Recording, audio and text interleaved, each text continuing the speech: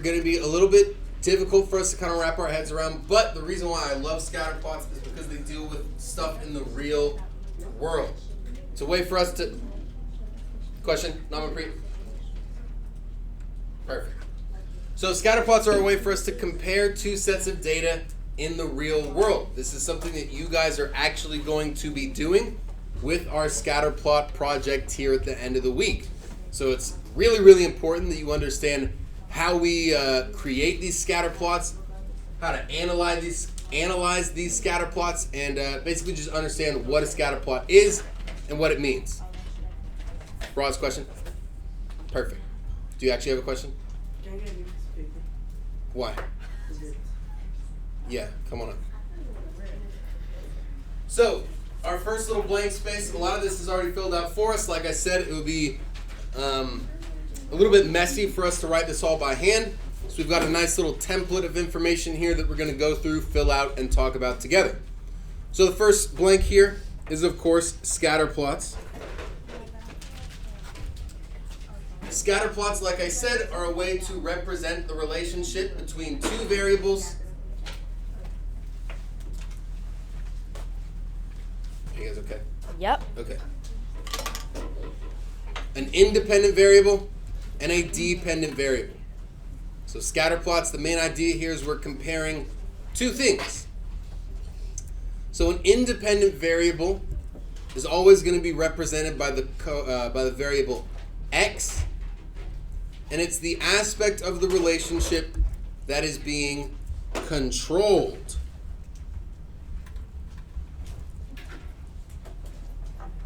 Okay? And this kind of ties into like science too. If you're doing a science project, anyone do a science fair project in elementary school? No. With the little trifold poster board? Man, that was so long. You guys didn't do that? That was so Some of you may have. Wait. Weren't you wait, COVID happened when you guys were in what, 5th grade? Yeah. 4th grade? 4th grade. 5th grade, right? No, 4th grade. Oh, 4th? No.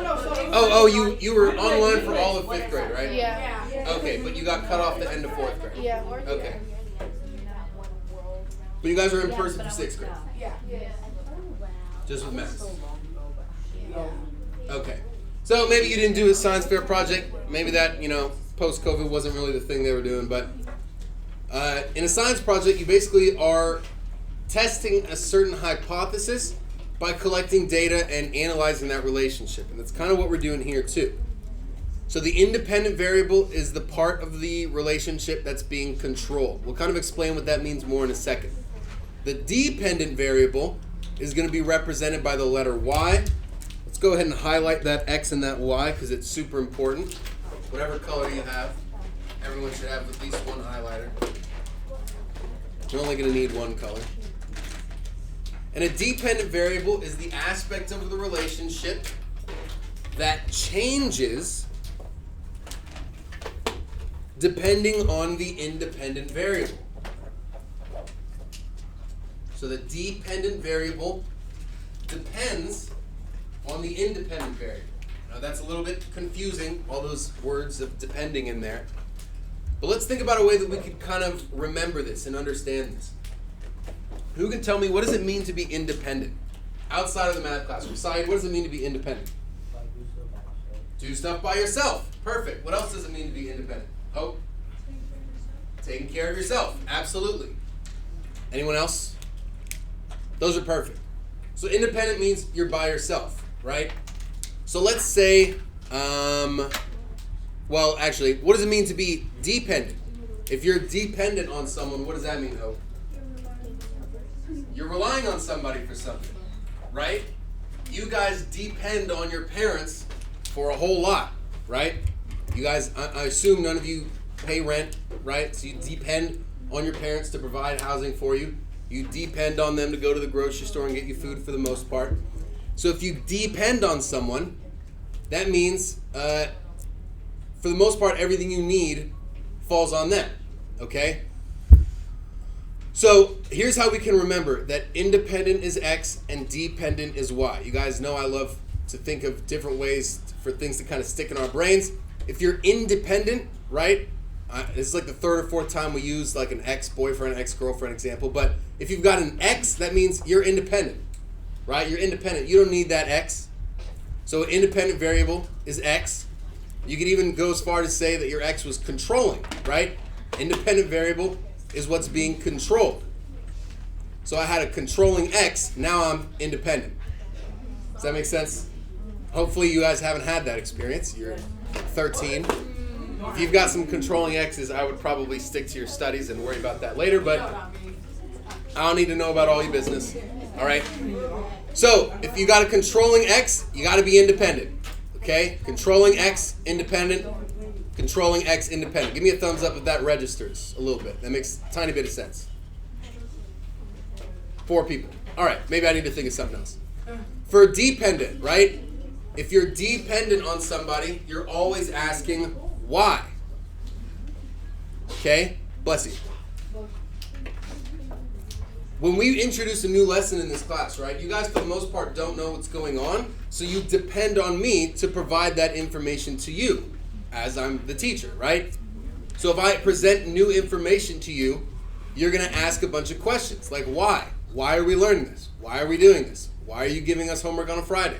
So if you depend on someone, you're always asking why. Okay? And think about the parent relationship, right?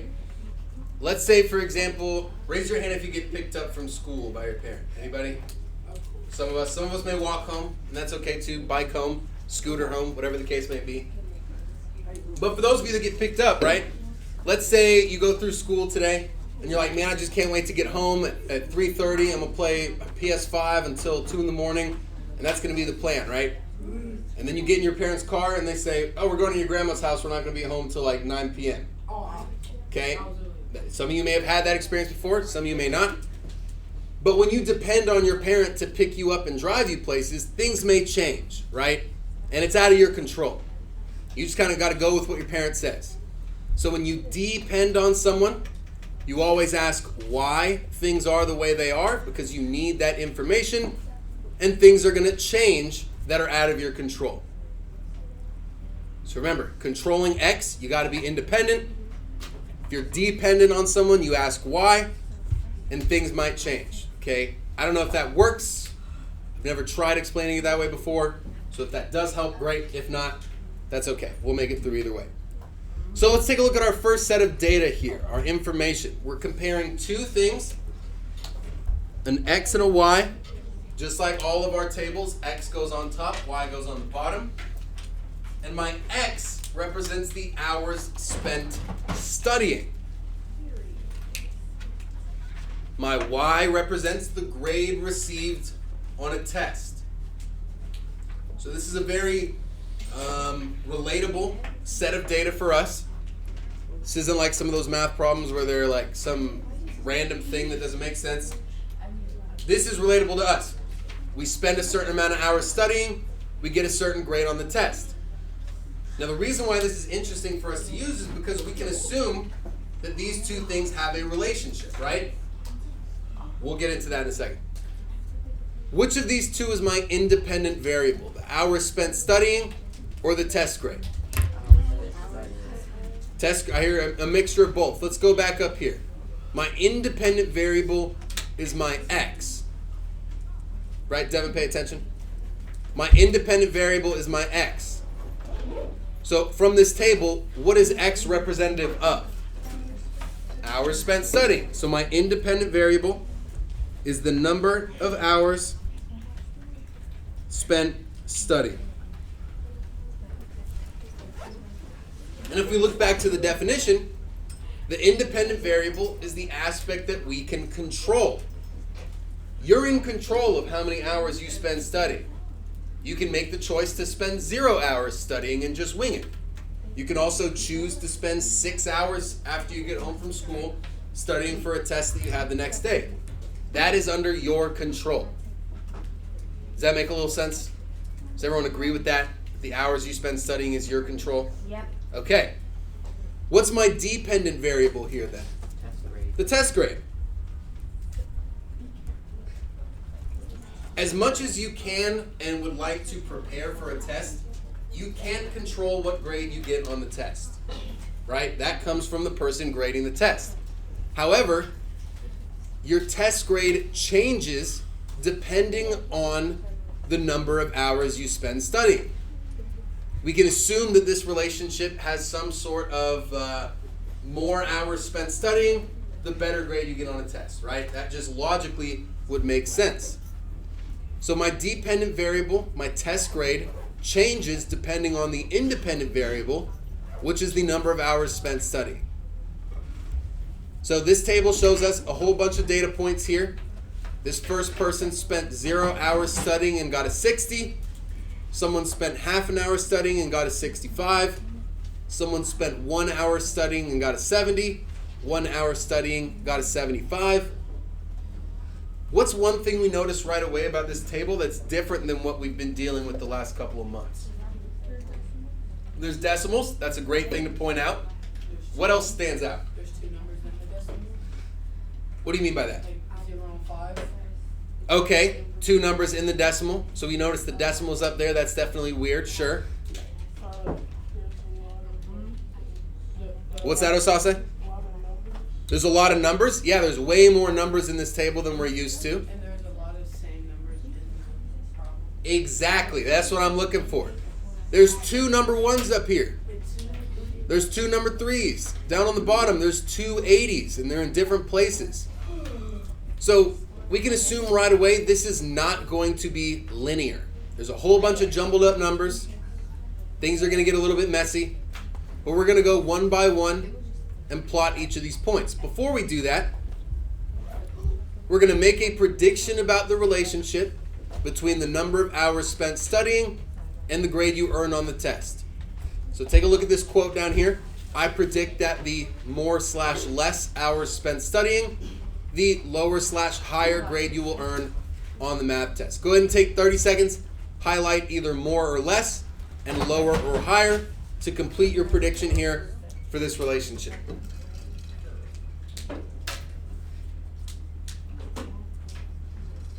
Now come take a look at what you guys got. The less hours spent studying, the higher grade you'll earn. Interesting. More higher, less lower. Good.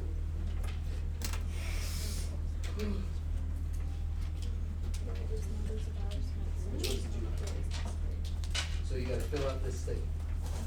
Either highlight more or less, and highlight either lower or higher to make that sentence make sense. More higher, less lower, less lower. Perfect. There's no right answer to this because it's a prediction. The whole point of this process is to make a prediction, test that prediction, and see if it's right or wrong. Which is, like I said, what you're going to be doing with our project. Less higher, more higher.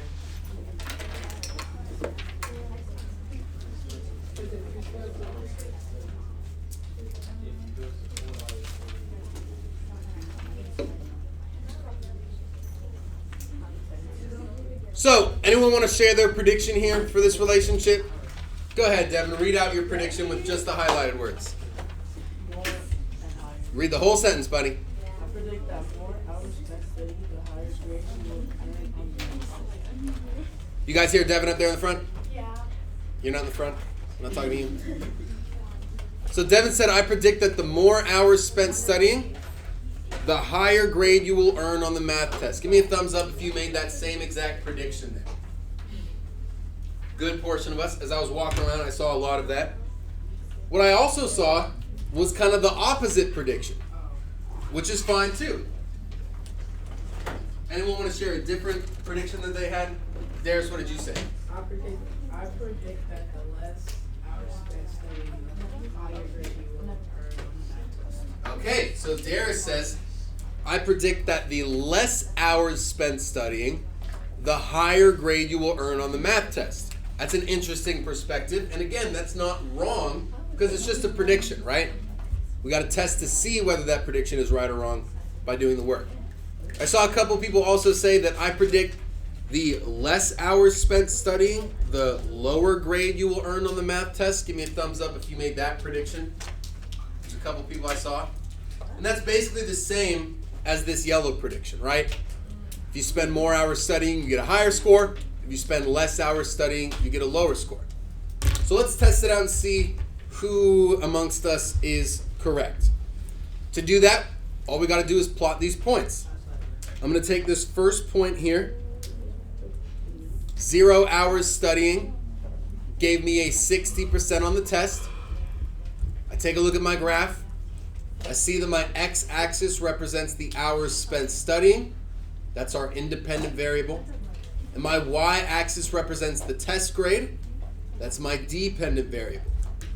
So if I spend 0 hours studying and got a 60%, my first point's going to be right there.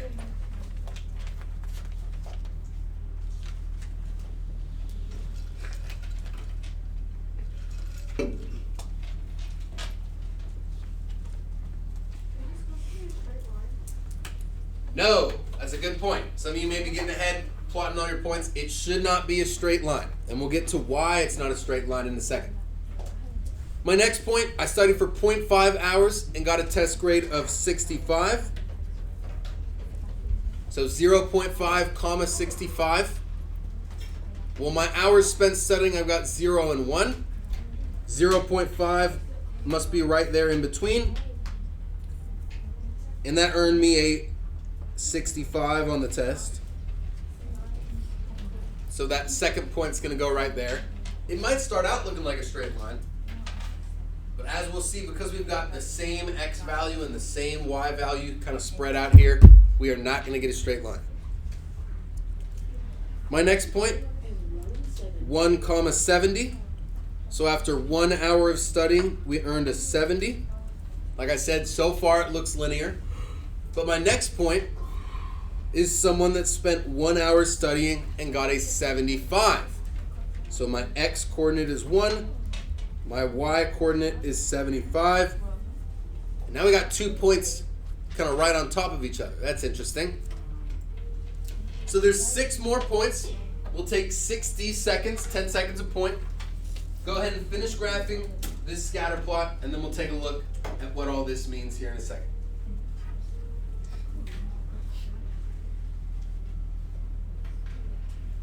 Very nice. Let's go ahead and get these other 3 points.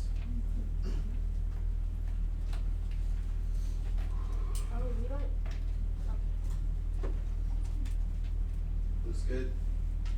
Looks good. Perfect.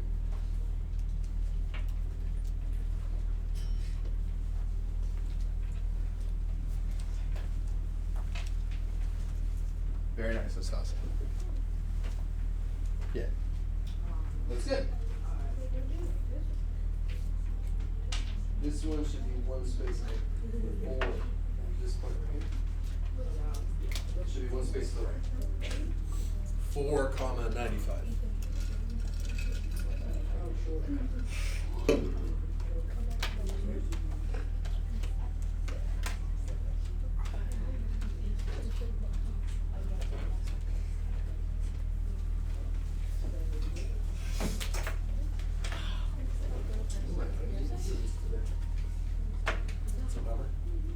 All right, let's finish plotting these points here. So my next point, 1.5 comma 80. I'm going to go right in between 1 and 2. That gives me 1.5. I'm going to go all the way up to 80. Make a dot right there. Then I've got 1.585. So same x coordinate, just 1 box up for 85. 2 comma 80. I'm going to go to 2 hours studying, 80% on the test. 3 comma 90, 3 hours studying, earned me a 90% on the test. 3 comma 70, 3 hours studying, earned me a 70% on the test. And 495, 4 hours spent studying, gave me a 95% on the test. Now, is this graph a straight line? Yes. Is it a perfectly straight line? No. No, it is not. Does it kind of look like a line? Yeah. Yes, that's good. If we can recognize this kind of looks like a somewhat straight line, we're going to be in business, okay? There's a reason why this is called a scatter plot. It's because the points that we plot do not form a straight line. They're scattered. They're a little bit off, but they do have a certain pattern that we're going to get into here with this second sheet that we're going to glue in. So while you finish plotting those points, if you had a little bit of trouble, I'm going to get the second page passed out. Glue this in right next to this one, or right after this one, I should say. Make sure all, what is that, 12 points or a 10 points look like mine?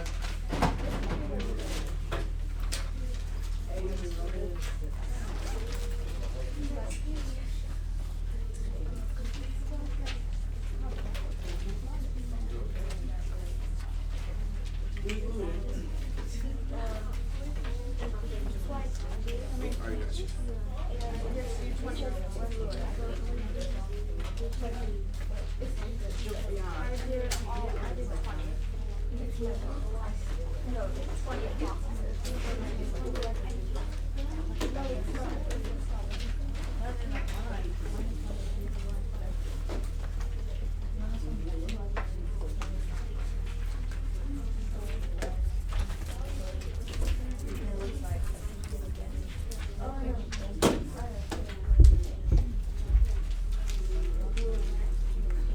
I have to do a little bit more writing on this one, but it'll be okay.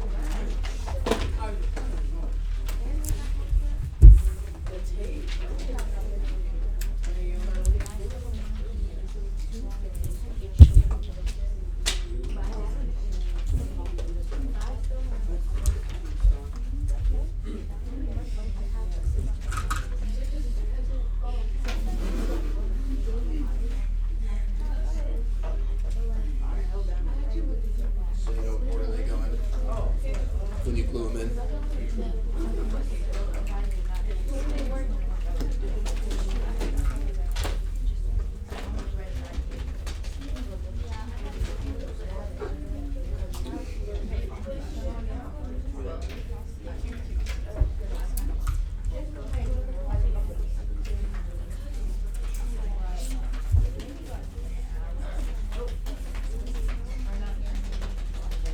What are you doing? Don't do that.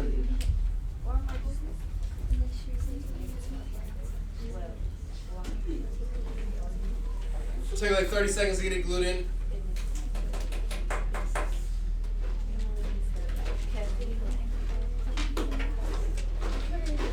If you've already got it glued in, go ahead and take a few moments to answer this first question. What are some things that you notice about this graph that are unlike what we normally see after plotting points on a graph? We kind of just answered that question already, but I want you to put that answer in your own words. This one right here. What is this one?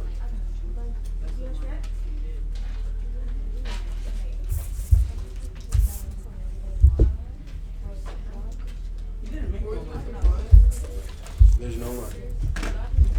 It's alright, just erase it.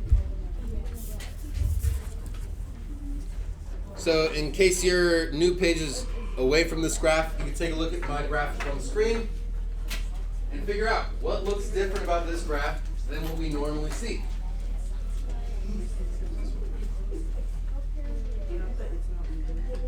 Sure. Good. Whatever you think.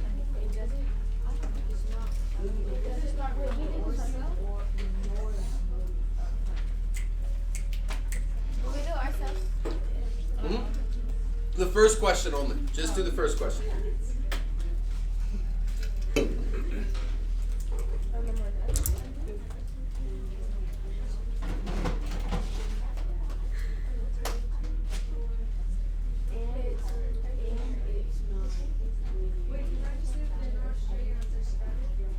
Sure.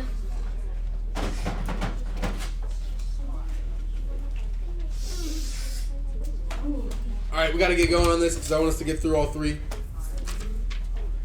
So who can tell me what some of you notice about this graph that is unlike what we normally see? Roz, go for it. It wasn't straight like all the other graphs. Say that one more time, sorry. It wasn't straight like all the other graphs. Okay, our line wasn't straight. We can say our line wasn't straight. Slash linear, we could even say. And then, do you have something else you wanted to add? None of the lines went through each other. None of the lines go through each other? Actually, never mind. Okay, I kind of see what you're saying with that. What else we got? What else looks different about this? There's decimals. That's definitely different. The points have decimals. Anything else different? I mean, the main one is that it's not straight, but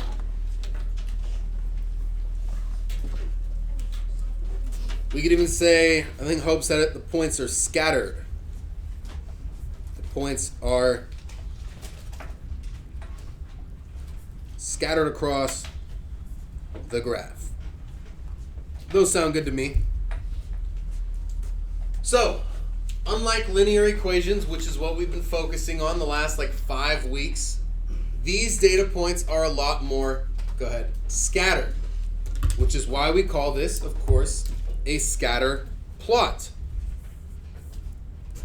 You need to highlight the word scattered there.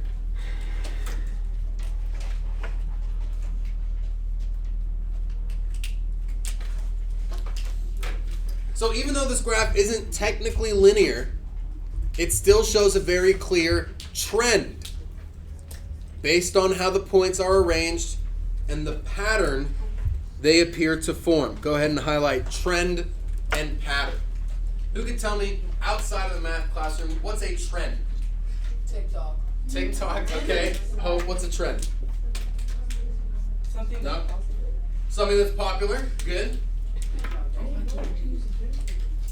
Yeah, Daisy. Something that everybody wants to do.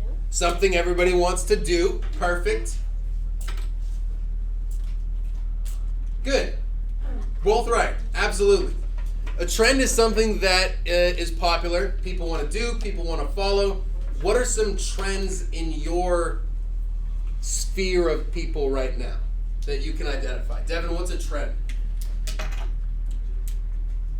Wearing ski mask. Wearing a ski mask. Okay, I agree with that. I see that a lot. Wearing it's not necessarily a ski mask. It's like a. It's called a balaclava. You know what I'm talking about? A ski mask is where it's just like the eye holes. A balaclava is where it's like a circle around your face. Yeah. You can pull it up and then pull it down. It's called a balaclava. People call it shiesty. People call it a shiesty, exactly, because of poo shiesty, right? So that's a trend. I see that a lot, especially now that it's getting colder. You got another trend? Okay. Sagging our pants. Sagging your pants, okay? Hopefully you don't participate in that trend. It's not a very good trend there, but good. So we got clothing trends. What else is a trend right now? Dread. Like you know when they do. Oh. Food. Okay, food. There's definitely trends in food, right? Yeah. Food. What kind of food trends do you know? Yeah. Yes. Okay, so spicy pickles. That's a trend right now. I've been seeing those videos. Yeah. So there's this famous Mexican rapper. He has like a mullet, like everyone's Peso Pluma. Talking about Peso Pluma? Peso Pluma. Like that. Well, okay, I'm not gonna. My bad. Yeah. So like mullets, absolutely. I haven't seen a whole lot of mullets here, but I do know that is a hairstyle trend right now. Oh. Yeah, come on in. What's that? Edgar's? Anchors. What is that? You know what anchors? Can I show you a picture of my Is it appropriate? It's a haircut. It's just a haircut. Oh, it's a haircut? Wait, say it, take off. So yeah, there's don't do that. So the general idea here, right? There's clothing trends, there's hairstyle trends, there's food trends, things that are popular that everybody wants to follow. So in this case, let's get a little bit back on track here. I like that sidebar, but in this case, a trend is just a pattern, right? And this connects exactly to what we were just talking about. As soon as you see, Peso Pluma with a mullet, now you see a pattern of people coming to school with mullets or trying to grow out their hair to be a mullet. You see one person in the friend group start wearing a shiesty, and then all of a sudden the next day there's 2 people with a shiesty, then 3, then 4. It's a pattern that repeats, right? It's a trend. So there's very clearly a trend here on this scatter plot, right? Not to, boring up the conversation, but back to math. There is a very clear trend here, right? What is this trend? Anyone just want to make an assumption here from this? Yeah, Devin. The pattern's going order. The pattern's going in order? What do you mean by that? So it goes 60 and 75. That's really good. I kind of see what you're saying. It's going up, right? Up, but then it goes down. Okay, you're talking about this point here? Yeah. Good, we'll get to that point in a second. Let's ignore that point. Let's forget about that 3,70 point. It looks like this data is trending upward, right? If we were to draw a line through this data, it would be going uphill from left to right, which gives us a positive slope. So let's figure out, was my prediction correct? We could say that pretty confidently, in general, the more hours you spend studying, the higher grade you earn on the test. We could also say the less hours spent studying, the lower grade you earn on the test. Right? The person that studied the most, 4 hours, earned the highest score on the test of a 95. The individual who didn't study at all earned the lowest score, which was 60. And all those data points in between those 2 endpoints kind of confirm our prediction that the more you study, the higher grade you get. Obviously, it's not 100% exact, but no data in the real world is ever going to be 100% exact. So, highlight one of these. My prediction was correct or incorrect, and briefly explain how you know. We'll take 60 seconds on that, and then we'll finish this out. We'll get to the 3rd page probably tomorrow. We don't have time, which means we'll get to worksheet 30 tomorrow as well. But take 60 seconds, highlight whether your prediction was correct or incorrect, and explain how you know. We don't have a worksheet. Just worry about this right now. So right here, your prediction said the less hours you study, the higher grade. Well, was this prediction that you made correct? Yes. So look, hours, the more hours, the higher your score. You said the less hours, the higher your score. So you would be incorrect. So highlight the word incorrect and explain why it's incorrect. Is your prediction correct, James? Good. Since this one here, let's see. Your prediction was the more hours spent studying, the higher grade you earn. That's right. So you'll highlight the correct, and then you'll basically just rewrite that prediction right here.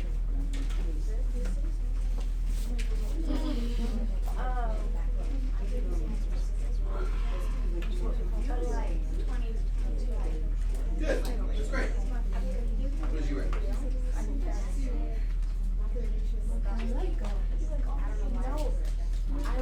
Well, let me see your prediction. You said the more hours spent studying, the higher the grade. Yes, it Yeah, is. so how do we know that it's correct? Oh, oops. Okay. We don't need to go all that. Look at the graph. How do we know that our prediction is correct from the graph? There you go. Yeah. I'm not looking for a reason, right? It's not on time, right? The X isn't time. The X is, well, actually, yeah, it is. The hours. Does that make sense? You just gotta look at the graph. Figure it out. What'd you write? If you had less time to study, maybe you forget you were a failure. Okay? That's good. Alright. So my prediction here was the more hours you spend studying, the higher your grade. A lot of us had that same prediction, which is correct. And the reason that we know that prediction is correct is because when we look at the graph, the students that studied longer earned a higher score. It's that simple. Because the graph shows higher scores, and you don't have to copy this word for word. Whatever you wrote down is fine. Don't erase it and write what I'm writing. The graph shows higher scores for the students who studied longer. In general, that is the case. However, we may also have something called an outlier. You may also hear it pronounced outlier. I call it an outlier because it lies outside of the general consensus of our data. So an outlier is a data point that stands out from the rest of our data or information. An outlier is a data point, a single point that stands out from the rest of our data. So take a look at our scatter plot on the first page and determine, were there any outliers on this scatter plot? If so, identify the coordinates of that outlier and then take a guess as to why this outlier might have occurred. So flip back over here. Is there any point here that stands out of the ordinary? Think to yourself, don't answer right now. If you see a point that stands out, write down its coordinates and be creative. Come up for an explanation as to why this might be the case. What's that? There should only be one. There should only be one. Because if we're looking at the general consensus of this line, right, if all these points form a line, there's one point that stands out that's not really in that general vicinity of this line. You see what I'm saying by that? Write it down. Don't talk to me. Write it down.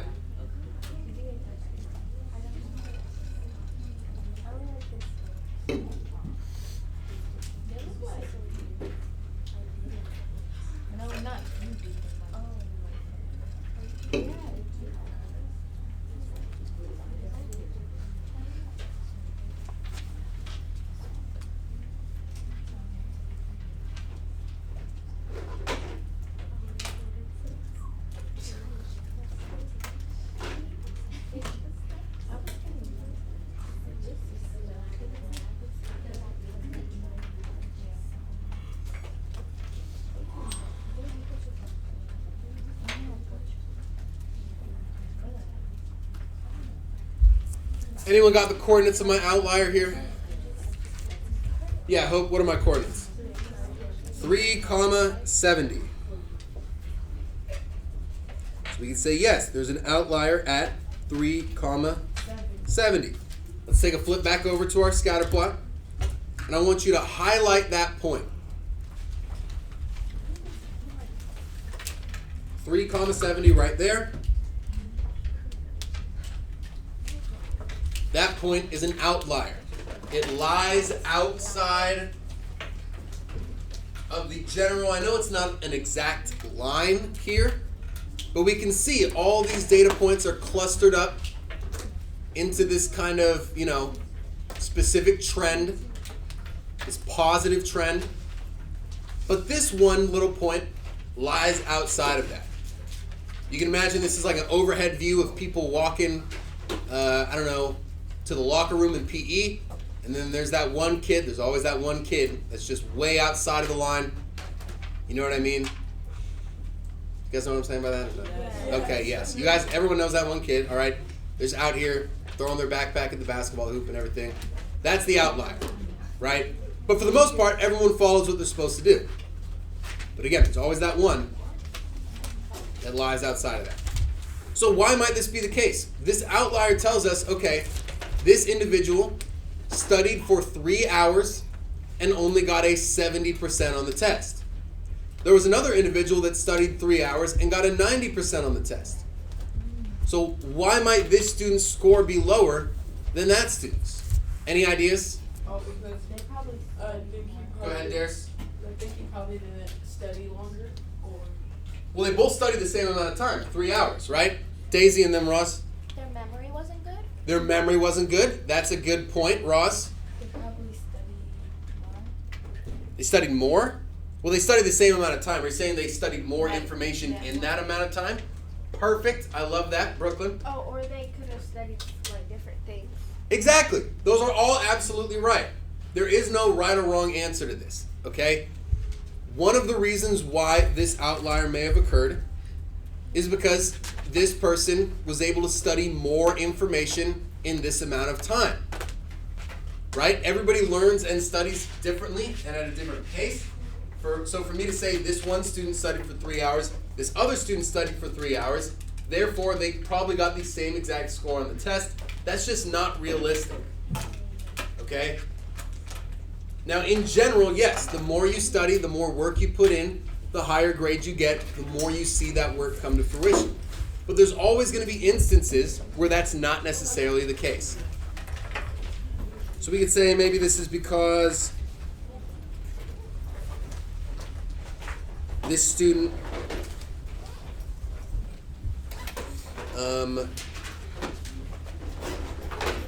got through less information, or maybe even they didn't understand what they were studying. What is that? Thank you. There's a number of reasons why this may be the case.